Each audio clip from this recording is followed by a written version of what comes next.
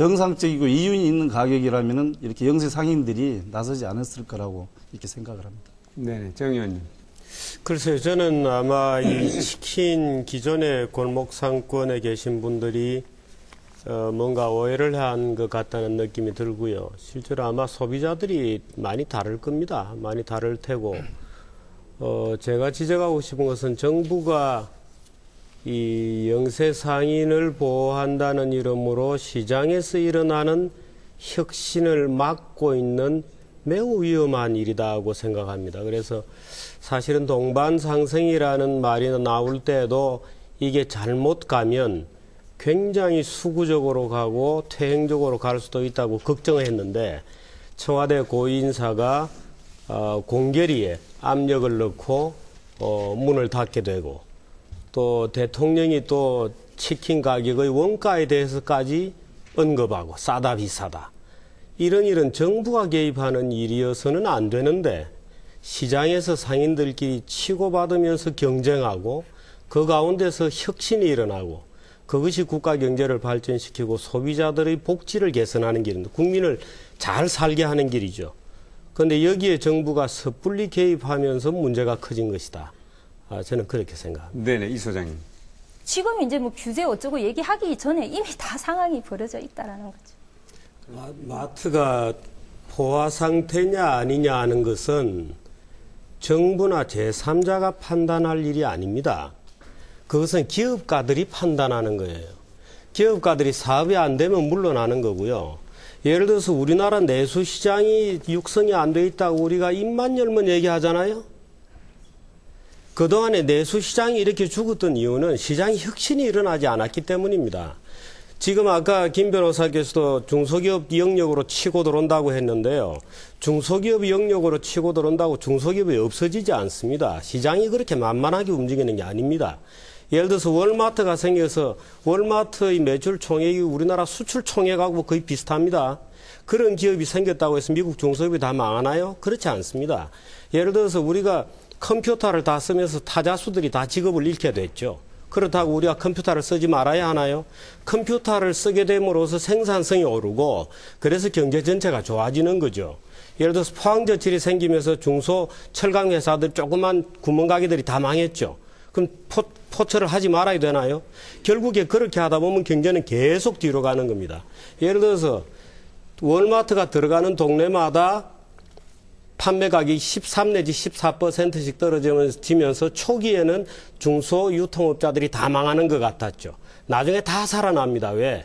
13%씩 전략한 소비자들이 뭔가 다른 물건을 사죠. 뭔가 다른 물건을 사죠. 그럼 그 다른 물건을 사는 데서도 자업들이 일자리가 생깁니다.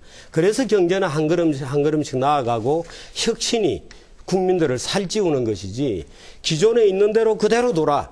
기존에 있는 영역을 들어오지 마라 하는 얘기는 우리나라의 구멍가게라는 게 처음 생긴 게 20세기 초거든요. 일본 소위 자본주의가 식민지배 형태로 들어오면서 구멍가게라는 게 생겼습니다. 그때 시골 양반들이 하던 말이 지금 하시는 얘기하고 똑같은 것이었어요. 이 문제는 18세기에도 있었고 19세기에도 있었습니다. 그런데 거대 기업이 시장에 들어와서 중소기업이 다 망한다 그러면 자본주의는 벌써 이미 망했죠. 그냥 그렇지 않다는 거죠. 그건 사실에 관한 문제이기 때문에. 네. 세계적으로 보게 되면 말씀하시는 것처럼 중소상인들과 대기업이 다 경쟁해가지고 거기서 살아남는 중소상인만 살아남아라라는 식의 정책을 쓰는 나라는 거의 없고요. 뭐 일정한 영업시간 같은 경우, 그러니까 예를 들어 유통상점 같은 경우에 있어서도 뭐 프랑스나 독일 같은 경우에 있어서는 원칙적으로 주말 영업들은 대형 유통점이 하지 못하게 하고 중소상인들이 그 주말 영업시간들을 이제 활동할 수 있게 해줍니다. 또는 뭐 독일 같은 경우는 저녁 8시 이후라든가 프랑스 같은 경우는 저녁 10시 이후라든가 이런 심야 야간 시간에 있어서는 이제 중소상인들이 영업을 할 수 있는 그런 이제 분리된 시장들을 만들어주고 있고요. 또 지역적으로도 이미 기성시가지에 많은 중소상인들이 들어와 있는 곳에는 새롭게 대형 유통점들이 진출하려고 그러면 여러 가지 영향평가를 한다든가 면적을 제한한다든가 매장 점포수를 면적을 줄인다라든가 뭐 이런 방식들을 통해 가지고 기존에 있는 중소상인들이 어느 정도 생존할 수 있는 그런 분리된 시장을 만들어주면서 하고 있지. 그래서 그런 정책들이 매우 잘못되었다는 것을 이제 유럽 국가들이 깨닫고 다 없애는 중이라는 것도 아시죠?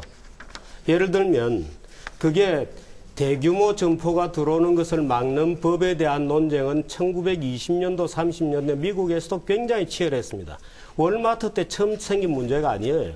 이게 17세기, 18세기 초부터 생겼던 문제입니다. 그런데 미국에서 그런 법을 처음 만들었고요. 유럽 대부분 국가들이 그런 법을 만들었죠.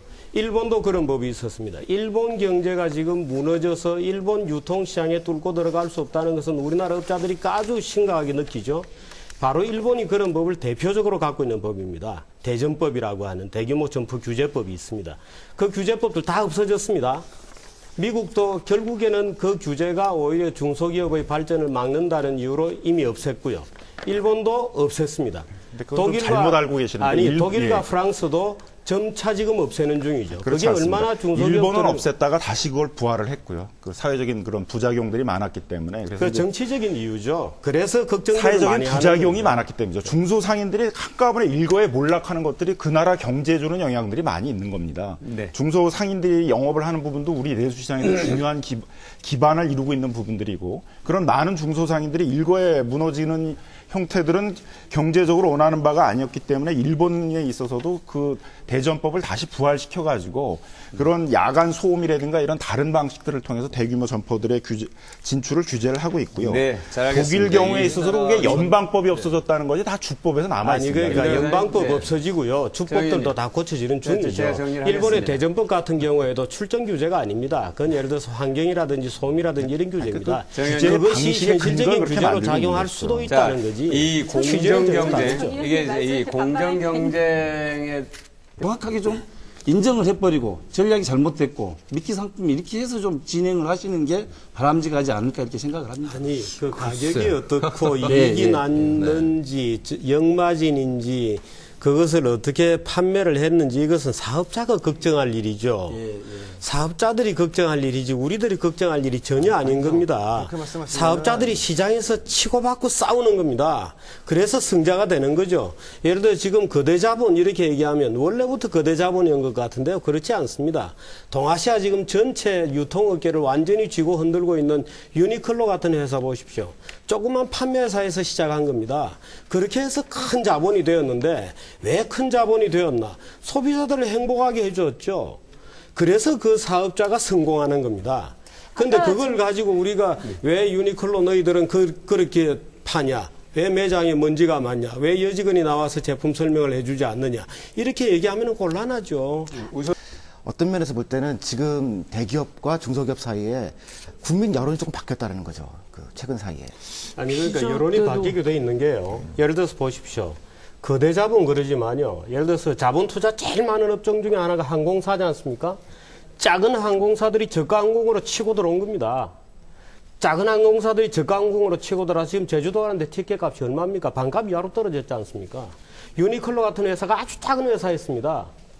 대의류 회사들 다 깨고 지금 아시아 시장을 다 먹고 있습니다. 왜 이게 혁신이거든요. 이 혁신을 부정하고 중소기업은 너희들은 여기서만 먹고 살아라. 대기업은 너희들은 여기서만 먹고 살아라. 이게 말이 되지 않죠. 말씀하시는 거 상당히 동의하는데 치킨에서 무슨 혁신이 일어나가지고서 우리나라 경제가 살겠습니까? 드리겠습니다. 네. 우리 정규재 논설위원님 혁신 경쟁 정말 좋아지지 않습니까? 저희들도 기업을 하고 또 이렇게 프랜차이즈 사업을 하지만은 좋아합니다. 근데 또 이 롯데마트 정도의 그런 어떤 대기업 또 유통 그룹이라면은 국내에서 이렇게 치열하게 골목 시장을 점유해가는 것보다도 더 통 큰 시장들만 있지 않습니까? 정보도 많고 그런데 가서 정말로 국부를 올리고 저는 절대로 애압이라는 말씀을 안 하셨으면 좋겠습니다. 아마 롯데가 아까도 말씀드렸다시피 자발적으로 이 판단을 잘못해서 철회를 했다 이렇게 글쎄요. 보고 있습니다. 예. 그래 생각해 주시면 네. 좋고요. 문제는 우리가 흔히 이 상인은 적정 마진을 남겨야 된다라고 생각하고 원가를 궁금해하죠. 제가 초두에 대통령께서 치킨 가격이 좀 비싸지 않았나는 생각을 당신도 하셨다 이런 얘기도 굉장히 위험한 것이요. 어떤 상인이든지 원가 대비해서 판매가가 높을수록 사실은 좋은 상인입니다.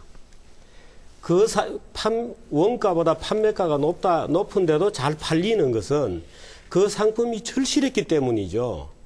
그래서 예를 들어서 명품 같은 거 보십시오. 원가 누구 궁금해하지 않죠. 원가 아무도 궁금해하지 않습니다. 예를 들어서 뭐 대부분 공산품 원가 아무도 궁금해하지 않습니다. 원가에 대해서 적정 마진을 붙이는 시스템은 그야말로 사회주의로 가야죠. 국가가 원가에 대해서 원가 더하기 적정 마진이라는 개념을 만일에 국가가 가지게 되면 사회주의 체제가 되는 겁니다.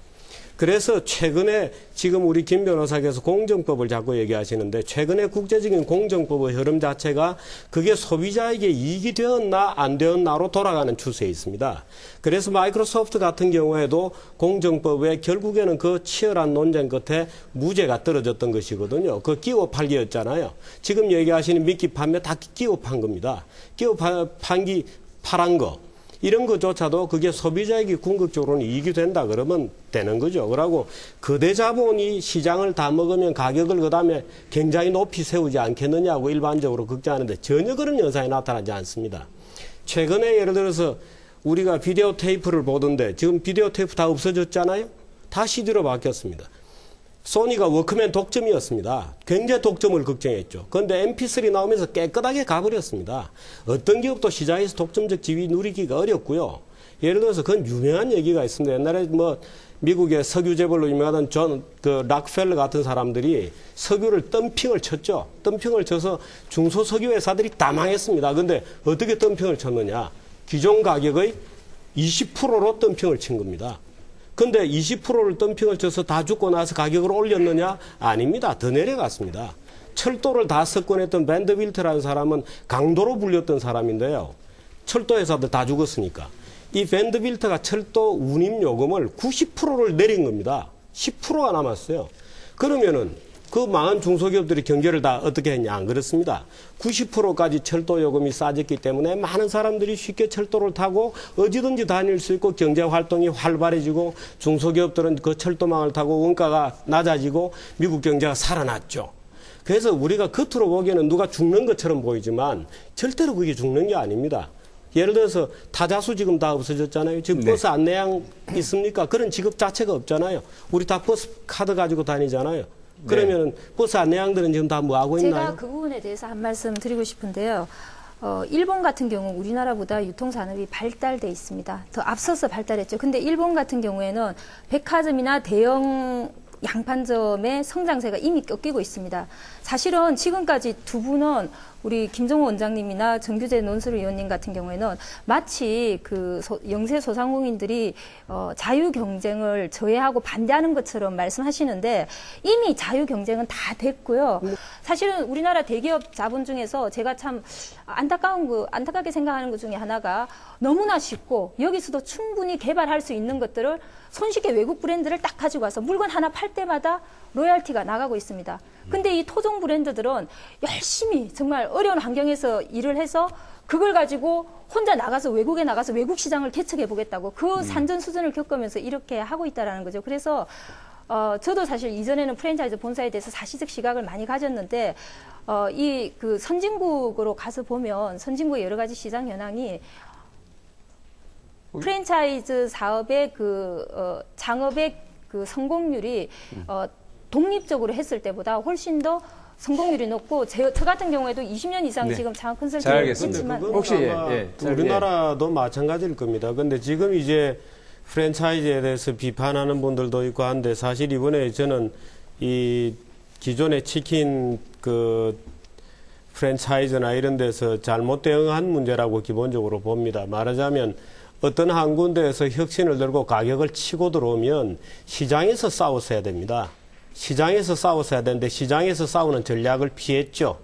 말하자면 피켓을 들고 말하자면 동반상생이라는 구호를 가지고 피켓을 들고 싸우는 바람에 오히려 지금 몰리게 된 겁니다.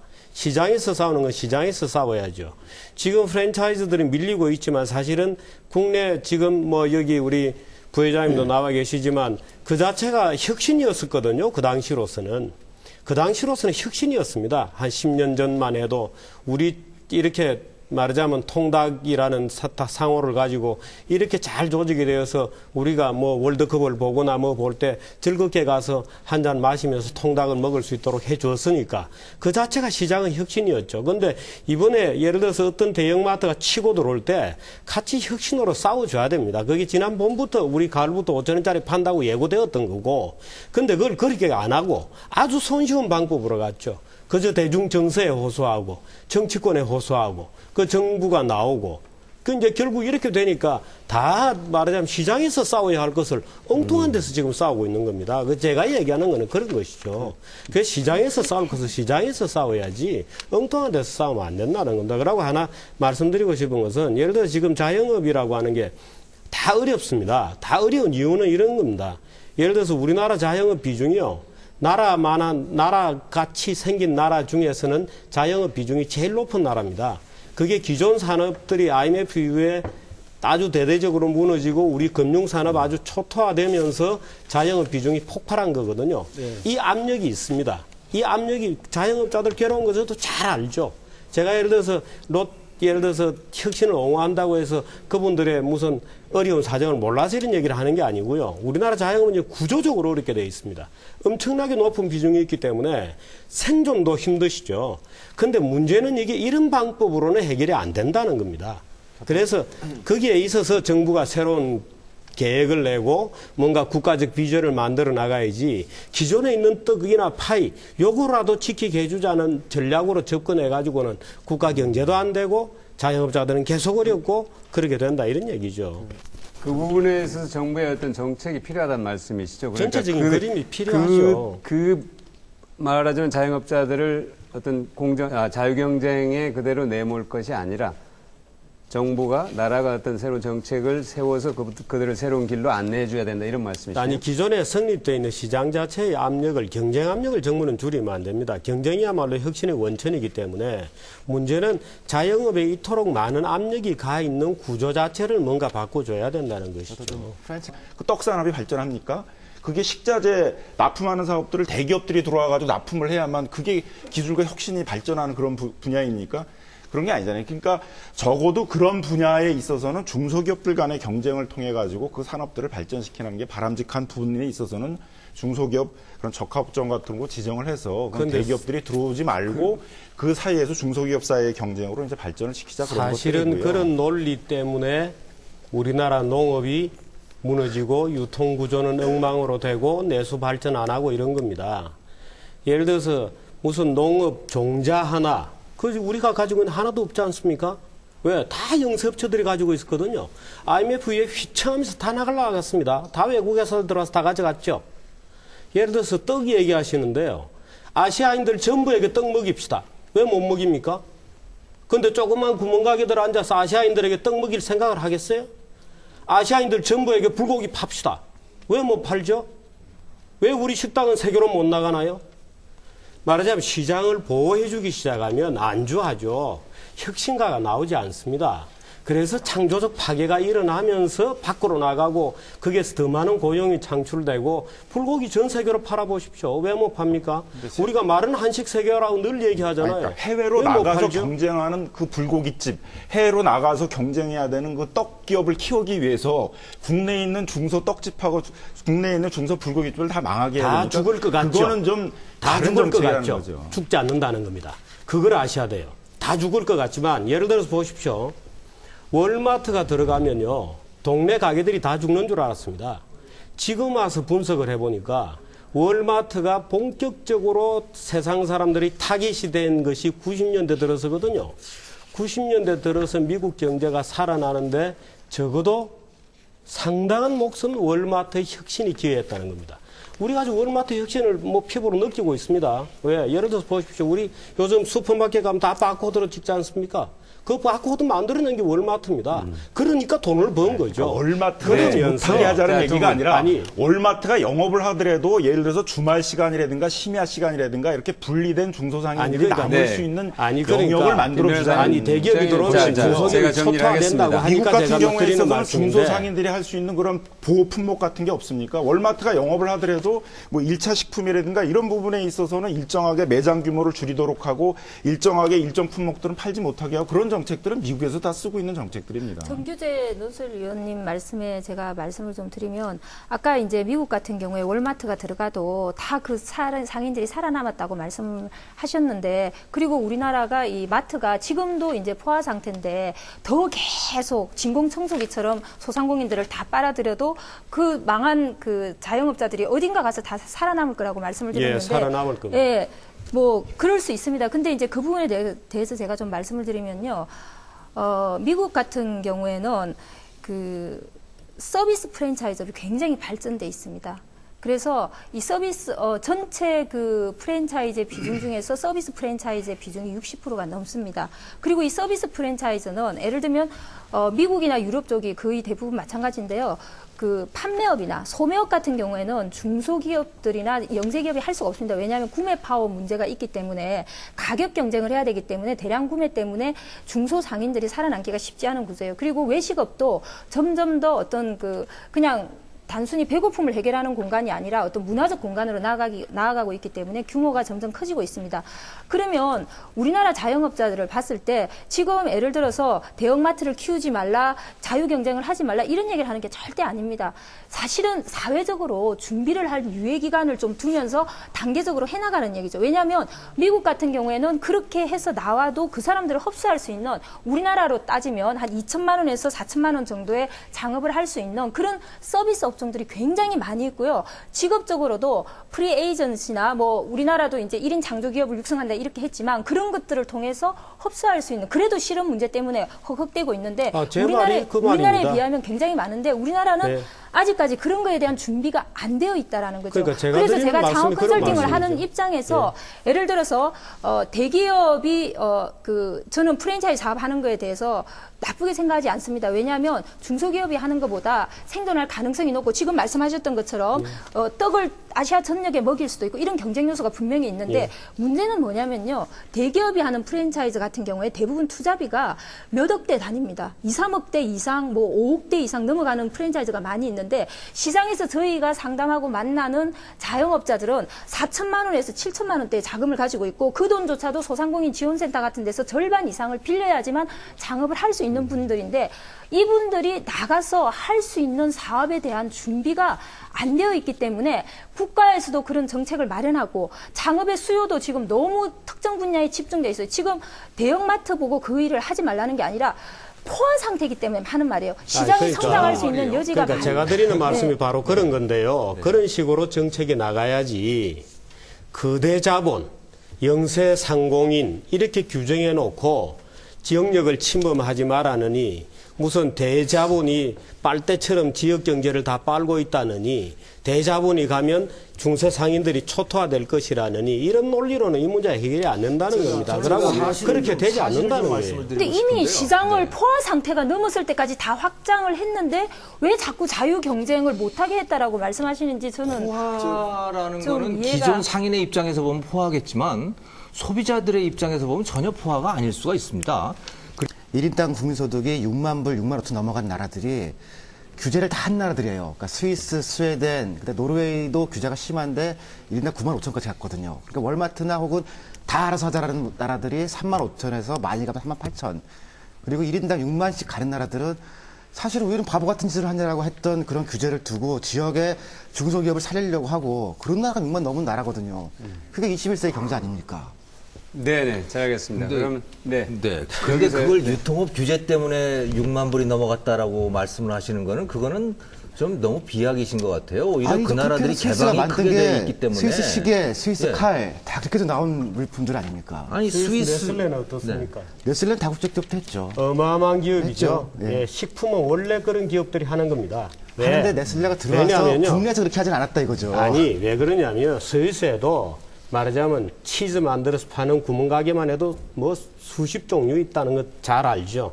스위스 네슬레가 왜 네슬레가 됐습니까? 식품업체는 워낙 사회 안전 문제가 있기 때문에 원래 대기업의 업종입니다. 그게. 그러니까 그게 중소기업 업종이 아닙니다. 대기업 반대하진 근데 않는데 식품 이런 식으로 제약이라는- 들어와서 다 먹은 거 아니라니까요. 아니 그러니까 네슬레가. 식품 제약 이런 거는 그렇고요. 지금 시장이 포화 상태라는데 시장은 포화가 절대로 되지 않습니다. 시장은 포화가 되지 않습니다. 시장이 포화라고 생각하면 경제는 성장하지 않죠. 농업 시대 때도 시장은 포화였습니다. 항상 시장은 포화입니다. 그걸 깨고 나오는 것이 기업가들이죠. 예를 들어서 VTR 시장 다 포화죠. 근데 누군가가 CD를 만들어서 포화를 깨죠. 누군가가 예를 들어서 워크맨 시장이 포화죠. 누군가가 MP3를 만들어 시장을 깨는 겁니다. 타작이 다 포화죠. 누군가가 컴퓨터 자판 만들어서 다 깨고 나오는 겁니다. 포화라는 거 있을 수 없고요.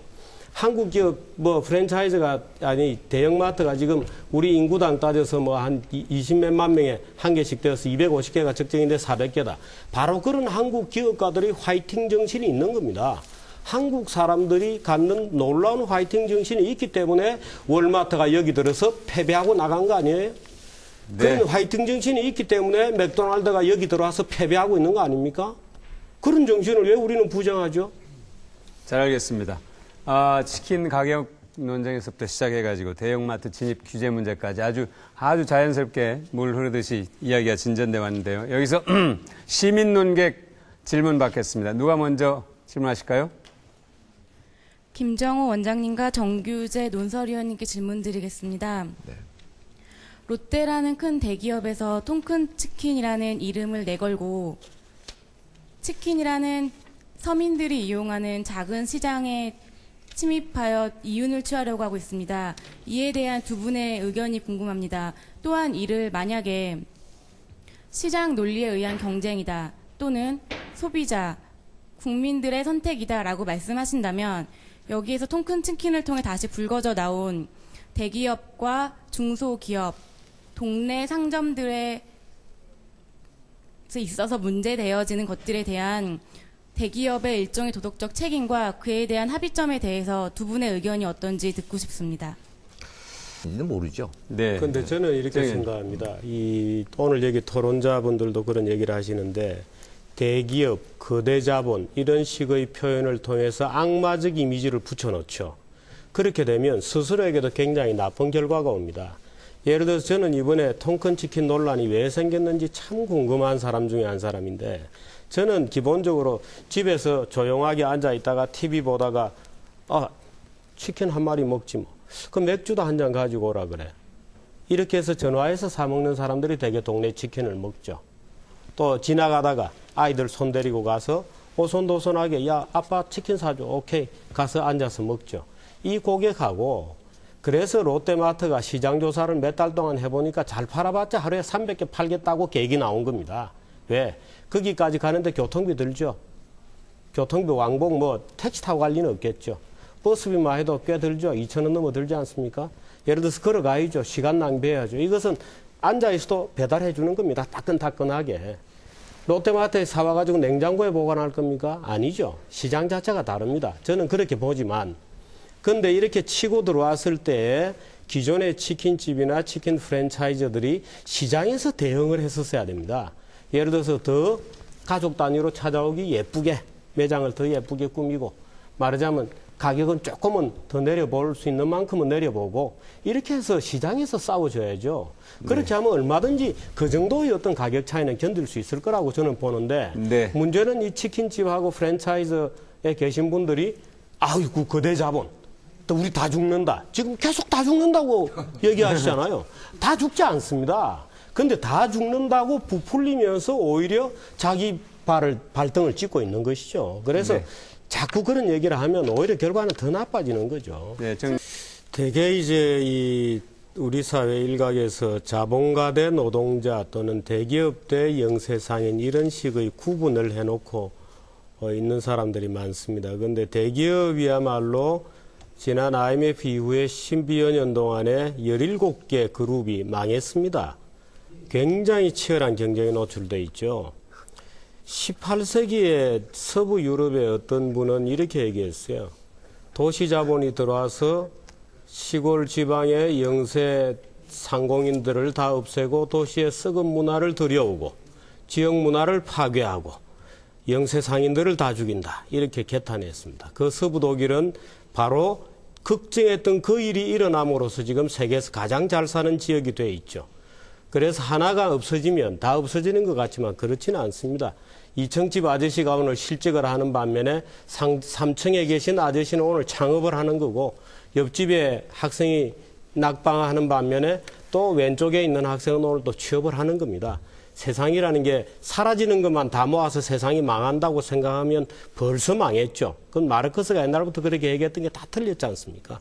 그래서 창조적 파괴라는 것은 파괴만 보면 혁신이 안 되는 것 같지만 이런 과정을 통해서 오히려 창조적 혁신이 일어나는 거고 그것이 결국에는 국가 경제 전체를 살리고 국민 개개인을 살리는 거다 하는 점을 저는 좀 강조를 하고자 합니다. 네네. 이죠?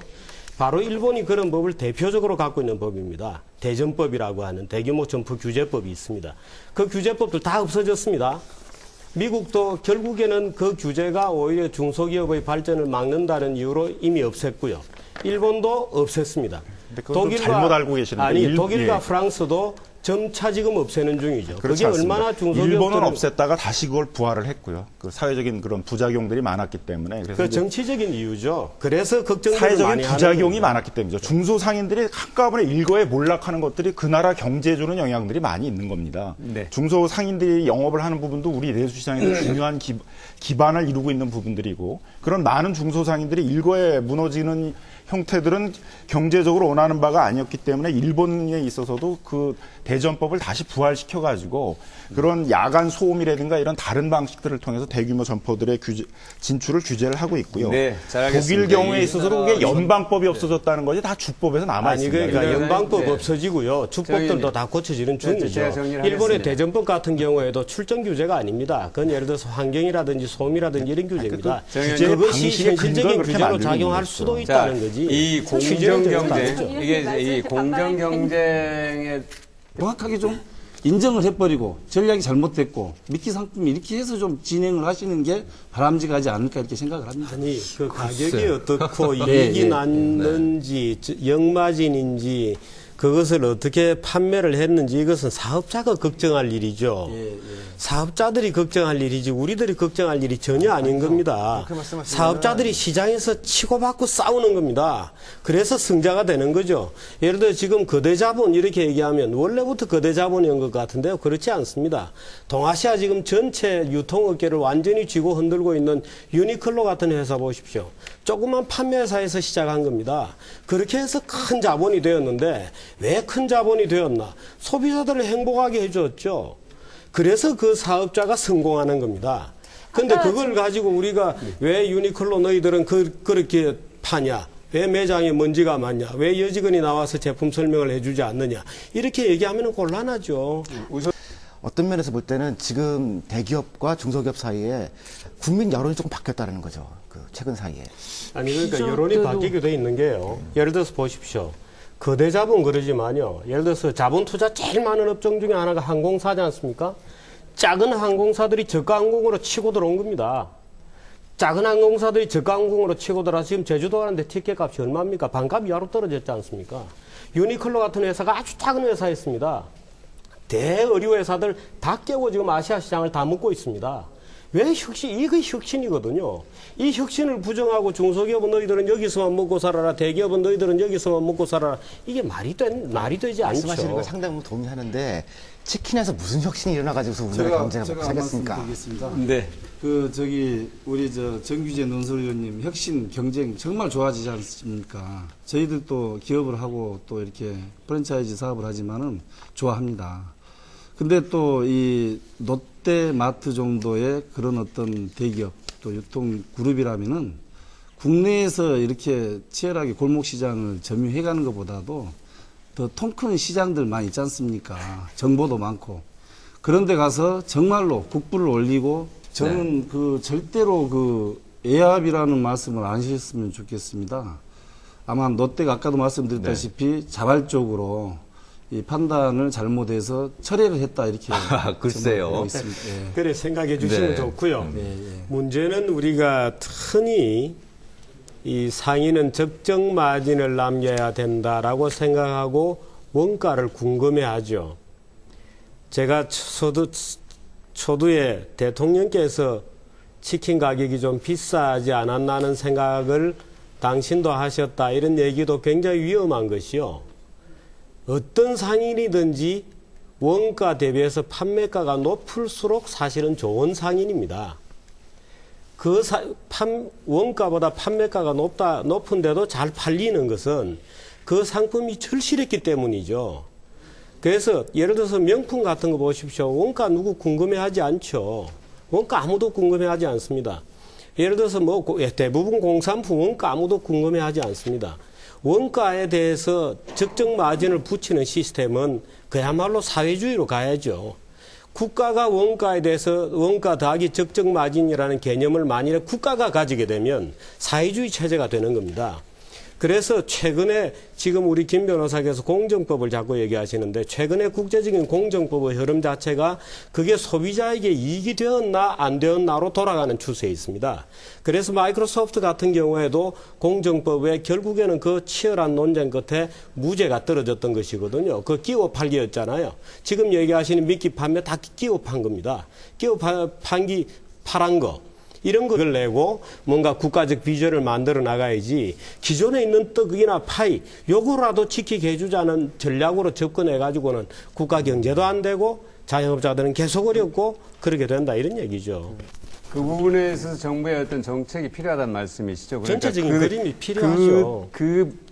말하자면 자영업자들을 어떤 자유경쟁에 그대로 내몰 것이 아니라 정부가 나라가 어떤 새로운 정책을 세워서 그들을 새로운 길로 안내해 줘야 된다 이런 말씀이시죠? 아니 기존에 성립되어 있는 시장 자체의 압력을 경쟁 압력을 정부는 줄이면 안 됩니다. 경쟁이야말로 혁신의 원천이기 때문에 문제는 자영업에 이토록 많은 압력이 가 있는 구조 자체를 뭔가 바꿔줘야 된다는 것이죠. 그 떡산업이 발전합니까? 그게 식자재 납품하는 사업들을 대기업들이 들어와가지고 납품을 해야만 그게 기술과 혁신이 발전하는 그런 분야입니까? 그런 게 아니잖아요. 그러니까 적어도 그런 분야에 있어서는 중소기업들 간의 경쟁을 통해 가지고 그 산업들을 발전시키는 게 바람직한 부분에 있어서는 중소기업 그런 적합점 같은 거 지정을 해서 대기업들이 들어오지 말고 그 사이에서 중소기업 사이의 경쟁으로 이제 발전을 시키자 그런 것들이고요. 사실은 그런 논리 때문에 우리나라 농업이 무너지고 유통구조는 엉망으로 되고 내수 발전 안 하고 이런 겁니다. 예를 들어서 무슨 농업 종자 하나 우리가 가지고 있는 하나도 없지 않습니까? 왜? 다 영세업체들이 가지고 있었거든요. IMF에 휘청하면서 다 나갔습니다. 다 외국에서 들어와서 다 가져갔죠. 예를 들어서 떡 얘기하시는데요. 아시아인들 전부에게 떡 먹입시다.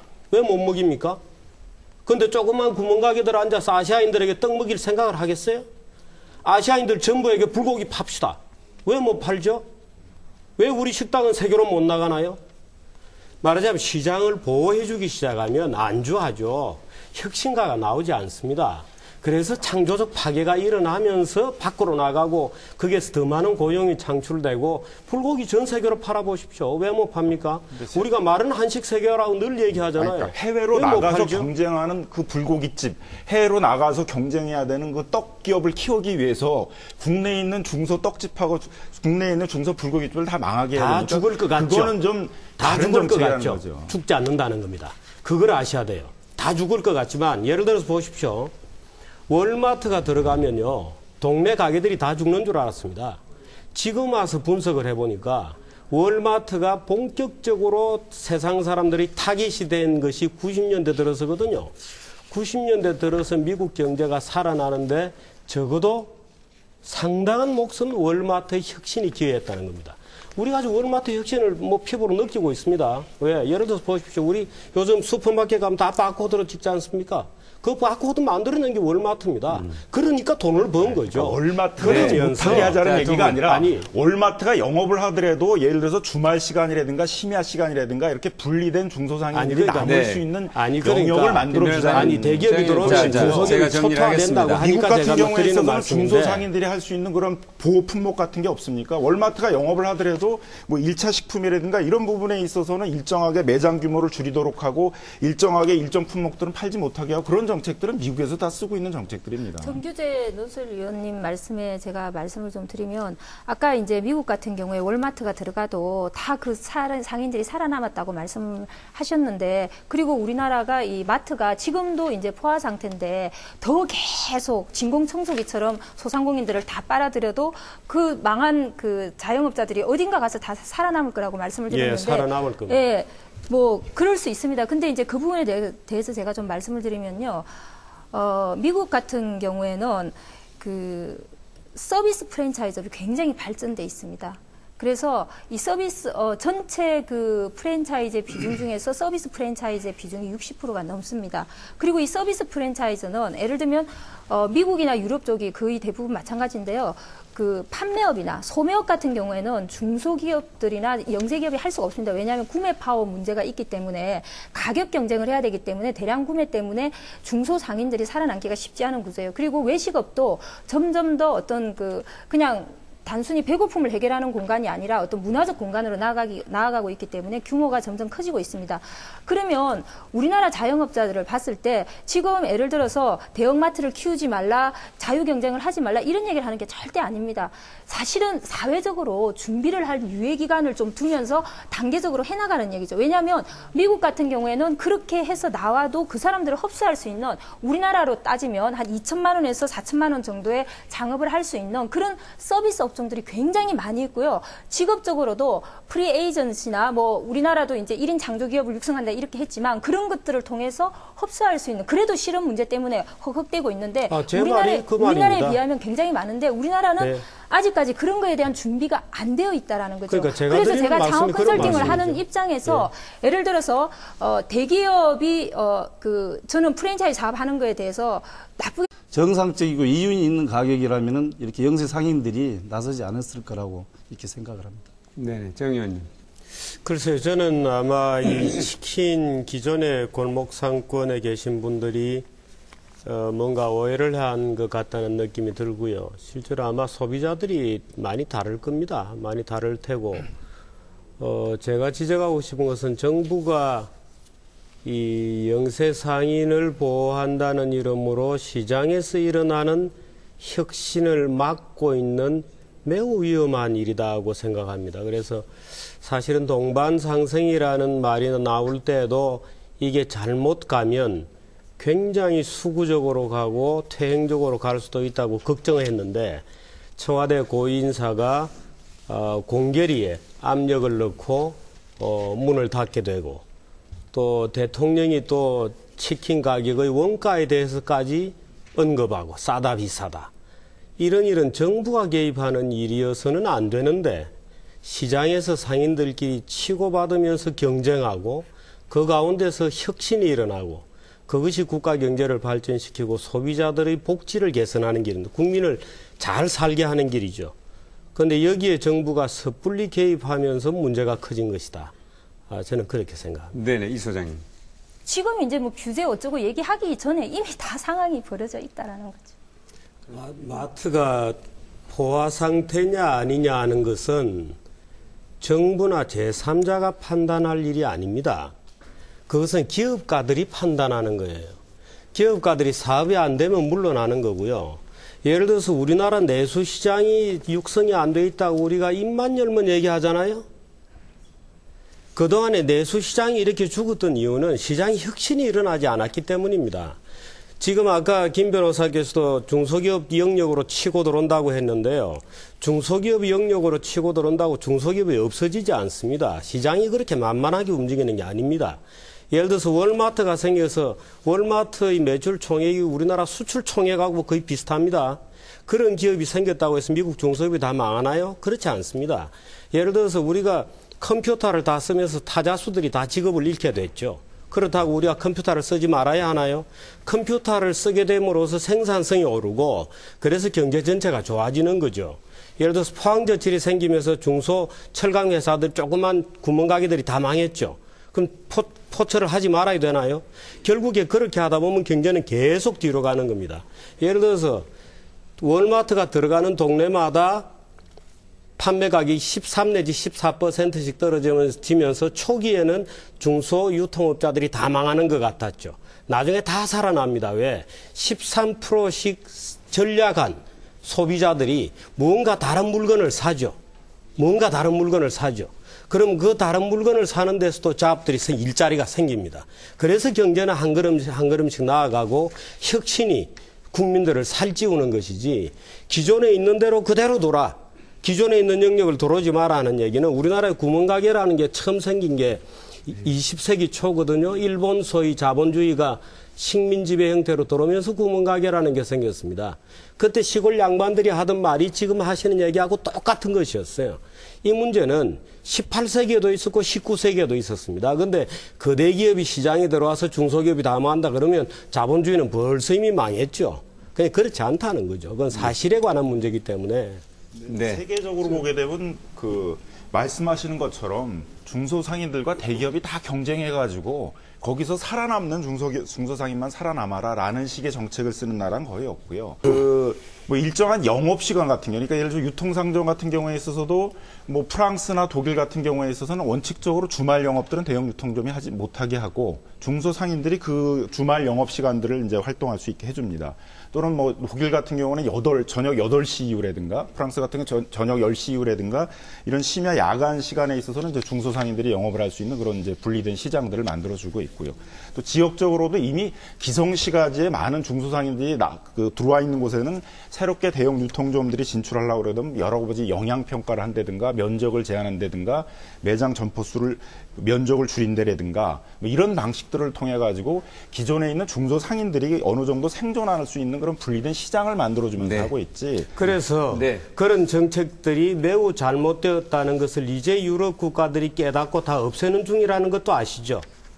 예를 들면 그게 대규모 점포가 들어오는 것을 막는 법에 대한 논쟁은 1920년도, 30년대 미국에서도 굉장히 치열했습니다.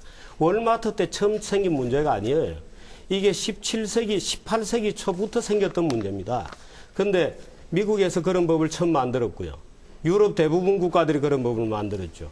일본도 그런 법이 있었습니다. 일본 경제가 지금 무너져서 일본 유통시장에 뚫고 들어갈 수 없다는 것은 우리나라 업자들이 아주 심각하게 느끼고 생각하지 않습니다. 왜냐하면 중소기업이 하는 것보다 생존할 가능성이 높고 지금 말씀하셨던 것처럼 떡을 아시아 전역에 먹일 수도 있고 이런 경쟁 요소가 분명히 있는데 문제는 뭐냐면요. 대기업이 하는 프랜차이즈 같은 경우에 대부분 투자비가 몇 억대 단위입니다. 2, 3억대 이상, 뭐 5억대 이상 넘어가는 프랜차이즈가 많이 있는데 시장에서 저희가 상담하고 만나는 자영업자들은 4천만 원에서 7천만 원대의 자금을 가지고 있고 그 돈조차도 소상공인 지원센터 같은 데서 절반 이상을 빌려야지만 창업을 할 수 있는 분들인데 이분들이 나가서 할 수 있는 사업에 대한 준비가 안 되어 있기 때문에 국가에서도 그런 정책을 마련하고 창업의 수요도 지금 너무 특정 분야에 집중되어 있어요. 지금 대형마트 보고 그 일을 하지 말라는 게 아니라 포화 상태이기 때문에 하는 말이에요. 시장이 성장할 수 있는 여지가 그러니까 제가 드리는 말씀이 바로 그런 건데요. 그런 식으로 정책이 나가야지 거대 자본, 영세 상공인 이렇게 규정해 놓고 지역력을 침범하지 말라느니 무슨 대자본이 빨대처럼 지역 경제를 다 빨고 있다느니 대자본이 가면 중세 상인들이 초토화될 것이라느니 이런 논리로는 이 문제가 해결이 안 된다는 겁니다. 그러고 그렇게 되지 않는다는 거예요. 근데 이미 시장을 포화 상태가 넘었을 때까지 다 확장을 했는데 왜 자꾸 자유 경쟁을 못하게 했다라고 말씀하시는지 저는 포화라는 좀 거는 이해가... 기존 상인의 입장에서 보면 포화겠지만 소비자들의 입장에서 보면 전혀 포화가 아닐 수가 있습니다. 1인당 국민소득이 6만 불, 6만 5천 넘어간 나라들이 규제를 다 한 나라들이에요. 그러니까 스위스, 스웨덴, 근데 노르웨이도 규제가 심한데 1인당 9만 5천까지 갔거든요. 그러니까 월마트나 혹은 다 알아서 하자라는 나라들이 3만 5천에서 많이 가면 3만 8천. 그리고 1인당 6만씩 가는 나라들은 사실 우리는 바보 같은 짓을 하냐라고 했던 그런 규제를 두고 지역의 중소기업을 살리려고 하고 그런 나라가 6만 넘은 나라거든요. 그게 21세기 경제 아닙니까? 네네, 잘 알겠습니다. 그러면, 그런데 그걸 유통업 규제 때문에 6만 불이 넘어갔다라고 말씀을 하시는 거는 그거는 좀 너무 비약이신 것 같아요. 오히려 그 나라들이 개방이 크게 돼 있기 때문에. 스위스 시계, 스위스 칼, 다 그렇게 해서 나온 물품들 아닙니까? 아니, 스위스. 네슬레는 어떻습니까? 네슬레는 다국적 기업도 했죠. 어마어마한 기업이죠. 했죠. 예. 식품은 원래 그런 기업들이 하는 겁니다. 하는데 네슬레가 들어와서 국내에서 그렇게 하진 않았다 이거죠. 아니, 왜 그러냐면 스위스에도 말하자면 치즈 만들어서 파는 구멍가게만 해도 뭐 수십 종류 있다는 것 잘 알죠. 스위스 네슬레가 왜 네슬레가 됐습니까? 식품업체는 워낙 사회 안전 문제가 있기 때문에 원래 대기업의 업종입니다. 그게. 그게 중소기업 업종이 아닙니다. 대기업 반대하진 않는데 이런 식으로 들어와서 다 먹은 거 아니라니까요. 아니 그러니까 식품제약 이런 거는 그렇고요. 지금 시장이 포화 상태라는데 시장은 포화가 절대로 되지 않습니다. 시장은 포화가 되지 않습니다. 시장이 포화라고 생각하면 경제는 성장하지 않죠. 농업시대 때도 시장은 포화였습니다. 항상 시장은 포화입니다. 그걸 깨고 나오는 것이 기업가들이죠. 예를 들어서 VTR 시장 다 포화죠. 근데 누군가가 CD를 만들어서 포화를 깨죠. 누군가가 예를 들어서 워크맨 시장이 포화죠. 누군가가 MP3를 만들어 시장을 깨는 겁니다. 타작이 다 포화죠. 누군가가 컴퓨터 자판 만들어서 다 깨고 나오는 겁니다. 포화라는 거 있을 수 없고요. 한국 기업 프랜차이즈가 아니 대형마트가 지금 우리 인구당 따져서 한 20몇만 명에 한 개씩 되어서 250개가 적정인데 400개다. 바로 그런 한국 기업가들이 화이팅 정신이 있는 겁니다. 한국 사람들이 갖는 놀라운 화이팅 정신이 있기 때문에 월마트가 여기 들어서 패배하고 나간 거 아니에요? 네. 그런 화이팅 정신이 있기 때문에 맥도날드가 여기 들어와서 패배하고 있는 거 아닙니까? 그런 정신을 왜 우리는 부정하죠? 잘 알겠습니다. 치킨 가격 논쟁에서부터 시작해가지고 대형마트 진입 규제 문제까지 아주 자연스럽게 물 흐르듯이 이야기가 진전돼 왔는데요. 여기서 시민 논객 질문 받겠습니다. 누가 먼저 질문하실까요? 김정호 원장님과 정규재 논설위원님께 질문드리겠습니다. 네. 롯데라는 큰 대기업에서 통큰 치킨이라는 이름을 내걸고 치킨이라는 서민들이 이용하는 작은 시장에 침입하여 이윤을 취하려고 하고 있습니다. 이에 대한 두 분의 의견이 궁금합니다. 또한 이를 만약에 시장 논리에 의한 경쟁이다 또는 소비자, 국민들의 선택이다라고 말씀하신다면 여기에서 통큰 치킨을 통해 다시 불거져 나온 대기업과 중소기업, 동네 상점들에 있어서 문제되어지는 것들에 대한 대기업의 일종의 도덕적 책임과 그에 대한 합의점에 대해서 두 분의 의견이 어떤지 듣고 싶습니다. 이는 모르죠. 네. 근데 저는 이렇게 생각합니다. 오늘 여기 토론자분들도 그런 얘기를 하시는데 대기업, 거대 자본 이런 식의 표현을 통해서 악마적 이미지를 붙여놓죠. 그렇게 되면 스스로에게도 굉장히 나쁜 결과가 옵니다. 예를 들어서 저는 이번에 통큰 치킨 논란이 왜 생겼는지 참 궁금한 사람 중에 한 사람인데 저는 기본적으로 집에서 조용하게 앉아 있다가 TV 보다가 치킨 한 마리 먹지 뭐. 그조차도 그게 소비자에게 궁극적으로는 이익이 된다 그러면 되는 거죠. 그러고 거대 자본이 시장을 다 먹으면 가격을 그다음에 굉장히 높이 세우지 않겠느냐고 일반적으로 걱정하는데 전혀 그런 현상이 나타나지 않습니다. 최근에 예를 들어서 우리가 비디오 테이프를 보던데 지금 비디오 테이프 다 없어졌잖아요. 다 CD로 바뀌었습니다. 소니가 워크맨 독점이었습니다. 굉장히 독점을 걱정했죠. 그런데 MP3 나오면서 깨끗하게 가버렸습니다. 어떤 기업도 시장에서 독점적 지위 누리기가 어렵고요. 예를 들어서 그건 유명한 얘기가 있습니다. 옛날에 미국의 석유 재벌로 유명하던 락펠러 같은 사람들이 석유를 덤핑을 쳤죠. 덤핑을 쳐서 중소석유 회사들이 다 망했습니다. 그런데 어떻게 덤핑을 쳤느냐. 기존 가격의 20%로 덤핑을 친 겁니다. 근데 20%를 덤핑을 쳐서 다 죽고 나서 가격을 올렸느냐? 아닙니다. 더 내려갔습니다. 철도를 다 석권했던 밴드빌트라는 사람은 강도로 불렸던 사람인데요.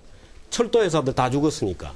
이 밴드빌트가 철도 운임 요금을 90%를 내린 겁니다. 10%가 남았어요. 그러면은 그 망한 중소기업들이 경제를 다 어떻게 했냐? 안 그렇습니다. 90%까지 철도 요금이 싸졌기 때문에 많은 사람들이 쉽게 철도를 타고 어디든지 다닐 수 있고 경제 활동이 활발해지고 중소기업들은 그 철도망을 타고 원가가 낮아지고 미국 경제가 살아났죠. 그래서 우리가 겉으로 보기에는 누가 죽는 것처럼 보이지만 절대로 그게 죽는 게 아닙니다. 예를 들어서 타자수 지금 다 없어졌잖아요. 지금 버스 안내양 있습니까? 그런 직업 자체가 없잖아요. 우리 다 버스 카드 가지고 다니잖아요. 그러면 버스 안내양들은 지금 다 뭐 하고 있나요? 제가 그 부분에 대해서 한 말씀 드리고 싶은데요. 일본 같은 경우 우리나라보다 유통산업이 발달돼 있습니다. 더 앞서서 발달했죠. 근데 일본 같은 경우에는 백화점이나 대형 양판점의 성장세가 이미 꺾이고 있습니다. 사실은 지금까지 두 분은 우리 김정호 원장님이나 정규재 논술위원님 같은 경우에는 마치 영세 소상공인들이 자유 경쟁을 저해하고 반대하는 것처럼 말씀하시는데 이미 자유 경쟁은 다 됐고요. 사실은 우리나라 대기업 자본 중에서 제가 참 안타깝게 생각하는 것 중에 하나가 너무나 쉽고 여기서도 충분히 개발할 수 있는 것들을 손쉽게 외국 브랜드를 딱 가지고 와서 물건 하나 팔 때마다 로열티가 나가고 있습니다. 근데 이 토종 브랜드들은 열심히 정말 어려운 환경에서 일을 해서 그걸 가지고 혼자 나가서 외국에 나가서 외국 시장을 개척해 보겠다고 그 산전수전을 겪으면서 이렇게 하고 있다라는 거죠. 그래서 저도 사실 이전에는 프랜차이즈 본사에 대해서 사시적 시각을 많이 가졌는데 이 그 선진국으로 가서 보면 선진국의 여러 가지 시장 현황이 프랜차이즈 사업의 장업의 그 성공률이 독립적으로 했을 때보다 훨씬 더 성공률이 높고 저 같은 경우에도 20년 이상 네. 지금 장업 잘 컨설팅을 알겠습니다. 했지만 혹시 우리나라도 마찬가지일 겁니다. 근데 지금 이제 프랜차이즈에 대해서 비판하는 분들도 있고 한데 사실 이번에 저는 이 기존의 치킨 그 프랜차이즈나 이런 데서 잘못 대응한 문제라고 기본적으로 봅니다. 말하자면 어떤 한 군데에서 혁신을 들고 가격을 치고 들어오면 시장에서 싸웠어야 됩니다. 시장에서 싸웠어야 되는데 시장에서 싸우는 전략을 피했죠. 말하자면 피켓을 들고 말하자면 동반상생이라는 구호를 가지고 피켓을 들고 싸우는 바람에 오히려 지금 몰리게 된 겁니다. 시장에서 싸우는 건 시장에서 싸워야죠. 지금 프랜차이즈들이 밀리고 있지만 사실은 국내 지금 뭐 여기 우리 부회장님도 나와 계시지만 그 자체가 혁신이었었거든요. 그 당시로서는.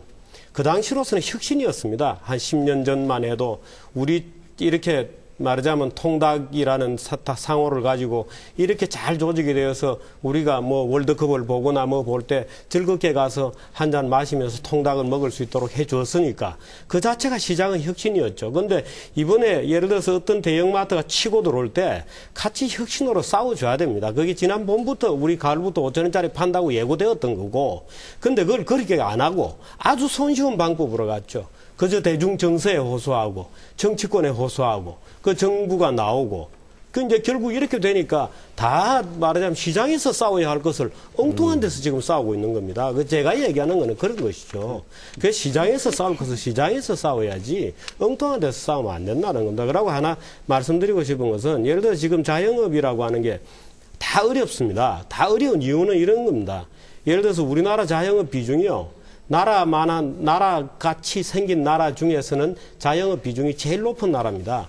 그게 기존 산업들이 IMF 이후에 아주 대대적으로 무너지고 우리 금융산업 아주 초토화되면서 자영업 비중이 폭발한 거거든요. 네. 이 압력이 있습니다. 이 압력이 자영업자들 괴로운 거 저도 잘 알죠.